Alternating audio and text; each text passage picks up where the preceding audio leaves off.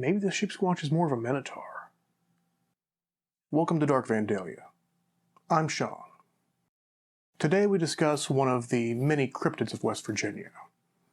This one often gets compared with Bigfoot due to its name, but I think it deserves a bit of a different classification. Today we discuss Sheepsquatch.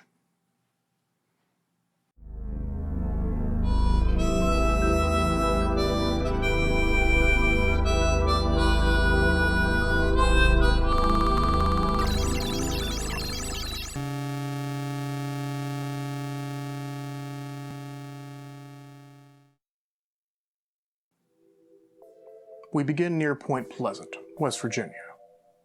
It was 1994. A group of women were driving their way through the hills on a cold, icy winter evening.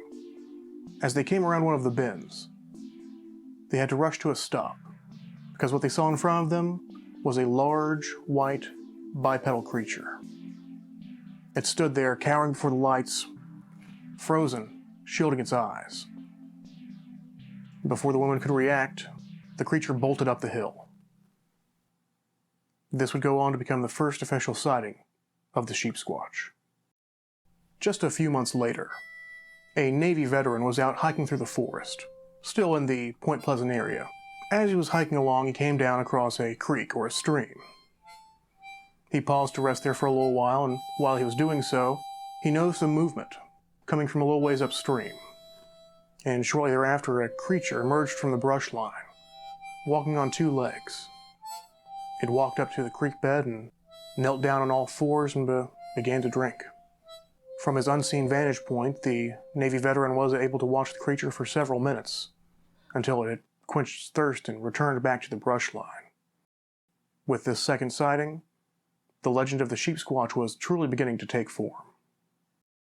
The Sheepsquatch is a bipedal humanoid monstrosity.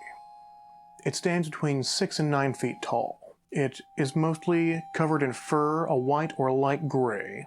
Its head is large and elongated, with a dog or perhaps a sheep-like snout. But in this case, that snout is filled with some large menacing teeth. Crowning this head are two large ram-like horns that swirl about. The creature's hands are similar to those of a human, but I think it'd be more accurate to portray them as being similar to raccoon hands. Oddly splayed, with long gangly fingers, ending in sharp razor-like claws. Most accounts also include that the creature has a long hairless tail. Thanks to its name, the creature is often thrown in with the likes of Bigfoot. Understandably so. I think this creature may have more in common with creatures of a more mythological history. Let's take a moment to look at some creatures who were written about back in ancient Greece. Satyrs. Now, satyrs, originally and by textbook definition, were human-horse hybrids. Not centaurs on 4 legs, but just your standard bipedal human-horse hybrids, like everyone's familiar with, right? Over time, this depiction faded rather quickly to being more of a goat-man hybrid, which was actually an appearance that they kind of hijacked from the Greek god Pan. Pan was the god of the rustic mountain wilderness, in addition to other things. And he was actually the inspiration for the word panic, which seems somewhat appropriate here. But apparently he and the other gods didn't always get along so well. In addition to the satyrs and Pan, there were also creatures from both Greek and Roman lore known as fauns. Now, those won't be the fauns from Happy Days that at least the older members of the audience will be familiar with. But no, these were little, once again, goat and sheep men. These little fellows would go around the forest, and if any lone travelers were about, it was their duty to go create fear. So, going back 2,500, 3,000 plus years perhaps, who knows how long, mankind has always had stories of these little human-goat hybrids. Stories of these goatmen didn't stop with the Greeks and Romans, though. If we move into the early Middle Ages, going all the way through the Renaissance, if you look to the Alpine regions and their folklore, you have the Perchten. These were, once again, little goat and sheep-like creatures, mainly described as being quite beastly. In some occasions they were old hags, but these were an offshoot of the Alpine pagan goddess Perchta. Now, you may not be familiar with Perchta or the Perchten running around Central Europe, but you are familiar with another creature from their line of folklore. These days, during the Christmas season, we always hear more and more about Krampus popping up. Now, Point Pleasant is where the first sightings did occur. Well, near Point Pleasant, in Mason County, in the greater Point Pleasant region. But if you want the real hotbed for Sheepsquatch sightings, you've got to travel about an hour, hour and a half south to Boone County. Now, Boone County, it's a sparsely populated, heavily wooded, heavily hilled and hollowed region. I can tell you from first-hand experience there are trails that can get you anywhere you want to go in Boone County, but they're like a labyrinth. Maybe the Sheepsquatch is more of a minotaur. Anyways, Boone County is beautiful. Just stick to the beaten path, be careful where you're going, because in addition to Sheepsquatch, you want to make sure you steer clear from any dancing outlaws. And I took the butcher knife and put it up to her neck. I said, if you want to live to see tomorrow, you better start frying them eggs a little bit better than what you're frying. I'm tired of eating sloppy, slimy eggs. Staying in 94 is when we have our first Boone County sighting. Now, this one does come from a couple of kids, so you've got to take that kind of for what it's worth. But I think it's worth a fair amount in this case.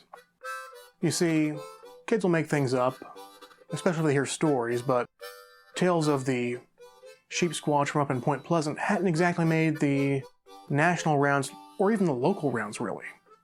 It's an interesting story, but you're not going to get widespread publication, and especially not that's going to reach out and really capture the imagination of some children. Now, these two kids were playing outside, and they saw a creature going by their backyard that, at a glance, you would almost think was a bear. Except it was white, and it was walking on its hind legs. So, maybe just a fanciful tale, but being that it occurred on the same year and fitting the same description, I think this is worth taking some note of. It's curious if nothing else. The following year in 95, there was a couple driving through Boone County. They were heading just down some, I'd say, long stretch of road, but they're all winding roads in Boone County. But as they were driving down the winding road, they noticed something up ahead of them in the ditch. And it caught their attention. This wasn't a creature that they'd really seen anything quite like before. So they pulled over to stop to have themselves more of a look-see. And it was fitting the description of our friend Sheepsquatch. The only difference from this couple's account was they say that the creature had 4 eyes. Now, old Four Eyes here apparently didn't like all the attention it was getting, because in this case, the creature decided to charge at the couple. So they dashed back to their car and took off as fast as they could. But not quite fast enough. The creature was able to slash out and leave several long gouges on the side of their car. Now, by about anybody's reasoning, one would say that Boone County's out in the sticks. It's pretty fair. But living out in the sticks certainly has its advantages. One of those advantages is you don't have to go far to enjoy nature. And that's what one couple was doing in 1999. On their property they had their own home, but they could just hike up a few hundred yards into the forest and come to a nice little clearing. That they'd made into just a nice little area for camping and getting out and enjoying a night. So one summer evening they were doing just that. They'd gone out, prepared camp, had themselves a little campfire dinner, and as the night wore on, they were settling in for the evening. While they were relaxing around the campfire, they heard a rustling off in the distance. Now, black bears are a native species to West Virginia, but they're not one that you run into terribly often. Personally, I can say I've seen maybe one my entire life here. But they're definitely out there. Now, a bear out in the woods catches scent of your food, you're going to have some problems on your hands. So, understandably, the couple was kind of tense. So they sat there a moment, hoping the bear would just carry on its merry way and not be too interested in what they had going on. Bears are just as scared of you as you are of them, right? Well, that would be the case maybe if this were a bear. But out from the brush line, suddenly, terrifyingly, the creature burst into their camping area, heading straight for their fire. Just a ball of white fur, horns, and fury. So the couple booked it.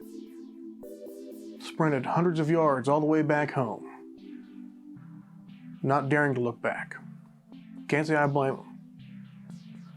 Now, the next morning they decided that they had to go check on things. If it was just a bear and their imagination had gotten the better of them, wouldn't be too much to worry about. Pick up anything it didn't destroy and take care of the mess and come back home. They did go carrying a couple of guns, of course. Good God-fearing folk they were. But once the couple got back to the clearing, they saw something they were not in any way prepared for.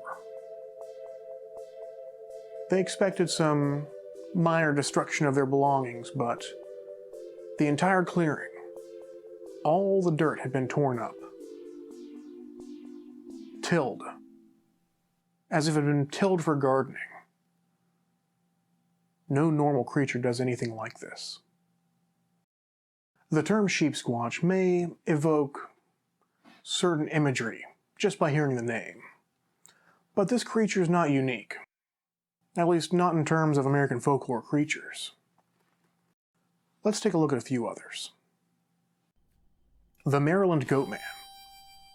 In Prince George's County, Maryland, since sometime in the 1970s, there have been reports of a goat-man hybrid that goes around terrorizing people and killing dogs. So this guy's not winning many fans. And descriptions are fairly vague of this guy. They just say he's a goat-man hybrid. Not very exciting. But I don't recommend going out and trying to get a better look at the fella. Most reports state that he carries an axe. The Lake Worth Monster.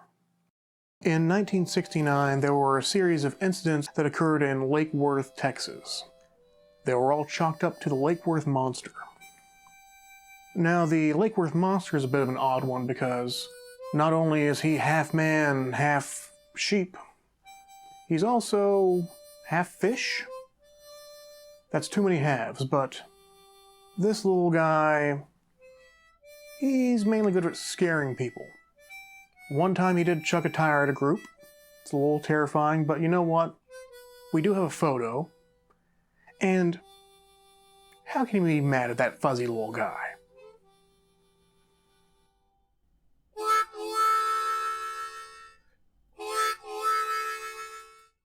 The Pope Lick Monster.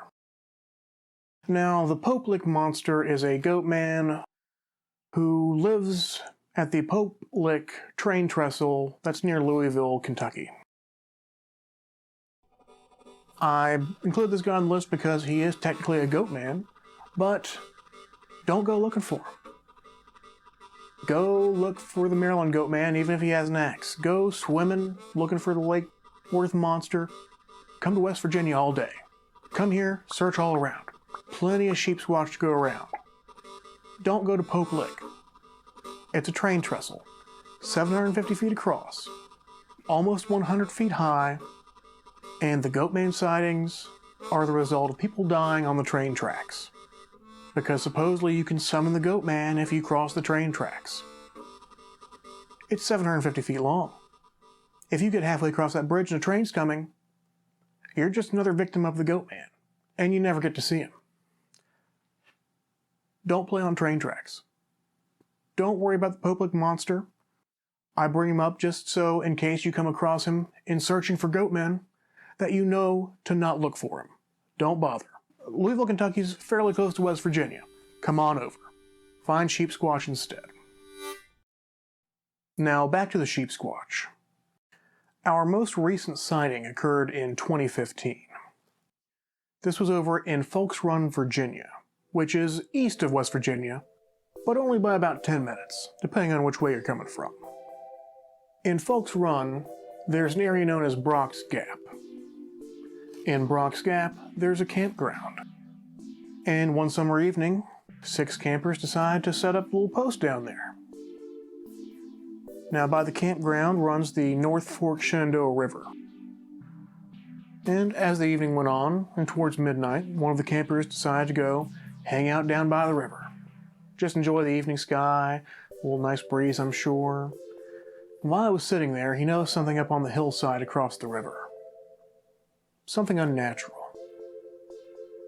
So, like any reasonable person would do, he decided, hey, I'm gonna call the rest of my friends over here, see if they can help me figure out what I'm seeing over here.